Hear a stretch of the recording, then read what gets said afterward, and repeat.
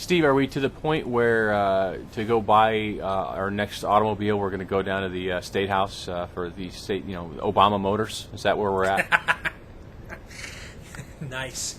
We're at a point now where I think the business community, the big business community, is proving a point I've made for the last few years on my show, John, and that is that I don't trust big business any more than I trust big government, because I have a tendency not to trust big anything, except for big radio, because I work for big radio. If I work for them, I trust them. If it's big anything I don't work for, I don't trust them, because I'm a human nature is not basically a good guy. So you give a lot of money, a lot of access to money, and very little accountability to a small group of people, and you know what you're going to get? Corruption, and what we have now. And I think what people are seeing right now ought to be very, very disturbing if you really care about the American way. Because what you're going to see the big business community do, beginning with the automakers, is they're going to stop arguing ideologically why they want free markets, why they believe in capitalism, because they're not driven by principles and ideology, John. They're bureaucracies.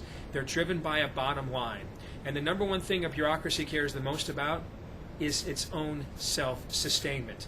So would they maybe prefer that we have free markets rather than a command economy? Sure, but if we're going to have a command economy, they're not going to fight it. Instead, they're going to get in line for their cut.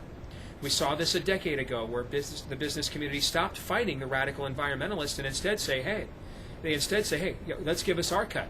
Now, we're going to do green technologies. Exxon did more commercials for green technologies last year than you ever saw them do for drill, baby, drill. Why?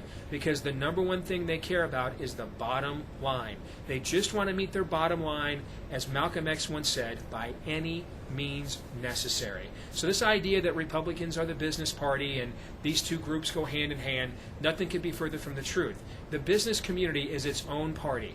They just got to get paid, yo. And if it's going to come in the form of a subsidy from the Democrats or a tax cut from the Republicans, they're perfectly fine for that as long as they get theirs. And in the end, the great loser in all of this, us, who pay the freight.